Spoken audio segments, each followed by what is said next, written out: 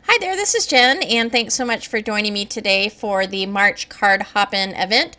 This is a Facebook group where we plan and organize card hops for every month with a different theme and technique. If you'd like to participate in these hops, you don't have to have a YouTube channel, just some place where you can display your cards, whether that's a blog or Instagram. I will leave a link to the group below. Also, I will leave a link to the entire hop as well as the next person in the hop. We are having a giveaway on one of the channels. That is Teresa Russell's channel, and I'll talk about that a little bit more during this video. But to start off my card, I am using a 5.5 by 5.5 piece of accent opaque white cardstock, and I'm using this beautiful stencil from Brutus Monroe called Dotted Butterflies.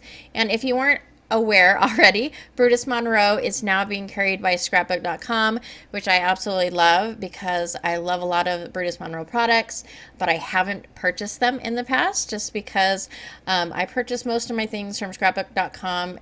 It's just really convenient and easy when there's so many different brands, and so I'm so happy that they are being carried there. So I'm using this beautiful stencil and some Lavinia inks. They are Lavinia Elements inks in Lime Punch, Mermaid, and Mulberry. And this stencil has both a solid piece and then it has a kind of a decorative piece or a more detailed piece. So I went ahead and I put the stencil down on my paper, and I'm doing 3 different colors, and there are 6 different butterflies. So I did each color twice. And then I just kept layering, moving the stencil around and layering the butterfly so that my card was filled up. And then to do the detailed portion, I am using the same colored inks, but I am using a dauber instead of a blending brush this time, which is going to give me or allow me to put more pressure in that small area to give a more concentrated color or a darker color. And so that's where you're going to get the detail from the other portion of the stencil. And I just think the blue and the pink especially turn out really pretty.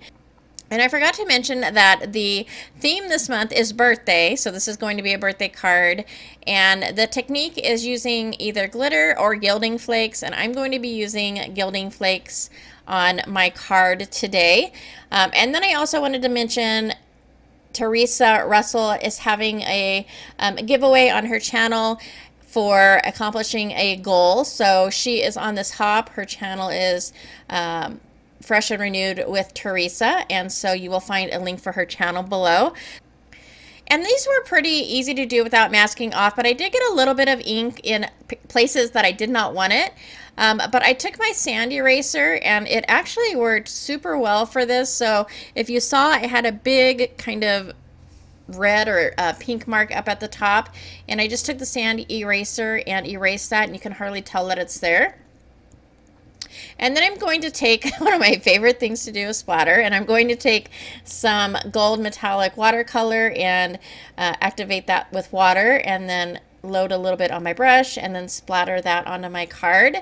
And then I'm going to be foiling actually the sentiment portion for my card. And so I'm using this HoneyBee Stamps die set, which says birthday. It's a 3-part. It's got the solid piece and then a shadow and then the actual birthday word. And so I'm going to take the solid piece and use some double-sided adhesive and put that die and run that through my die cut machine. Here are a few things I use for when I'm using gilding flakes. One of them is a stiff brush, a bristle brush, or even a stencil brush, and then a soft brush, and then as well a piece of a fabric softener sheet. And the flakes that I'm using are indigo blue. It's a little bit of a mixture, kind of a more of an autumn mixture of some yellows and coppers.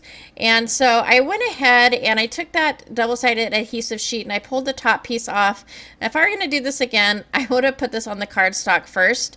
I do end up cutting another piece using that solid die, and I cut a piece of cardstock to adhere that to, but I didn't think of doing that, and so I have just pulled the top piece off where there is adhesive, and I'm going to just take little bits with my fingers of the gold and just burnish that with my finger to fill in all of those glue or all of the sticky spaces from that adhesive. And I wanted to mention, I did a video a few years ago called 9 Ways to Use Gilding Flakes, or actually Aurora Flakes, which are a little bit different than these gold flakes. But I'm gonna go ahead and leave a link to that because it shows many different ways that you can use these flakes, some different techniques, some tips, and some different adhesives that you can use. Once you've got the flakes down and covered over your adhesive, you're going to take your stiff brush and just wipe off gently over the flakes. And what this is going to do is it's going to get any of the excess flakes that are not adhered. And then to wipe it completely off, you're going to use your soft bristled brush to go ahead and wipe that off. I did not have to use a static softener sheet for these flakes, but if you have Aurora flakes, which are they're more of almost a foil flake cut in tiny little pieces, and they are very airborne and flighty, and they stick to everything. And so that would be a great place if you were going to use those, to use the static sheet to kind of help prevent too much static. And for the birthday word that's going to go over the gilding flakes, I went ahead and I took a piece of white cardstock and cut out that solid piece, and then I took the actual birthday word and placed that over the solid piece and ran that through my die cut machine again, which left the word that you can see clearly that says birthday. And then I'm going to take all of those little pieces that go in the loops of the letters and adhere those. Then I'll set that block on top and let that dry. And then to put the card together, I went ahead and I grabbed a pre-printed sentiment that says "Have an awesome," and so I just added that over with a little bit of foam, and added a little bit of foam to the back of the birthday and adhered those. And that's going to complete my card. I hope you enjoyed. Don't forget about Teresa's giveaway, as well as the next person in the hop will be linked below. Before you go, if you liked this video or found it informative, please go ahead and give a thumbs up. As always, I thank you so much for taking some time out of your day to swim with me, and I hope to catch you next time.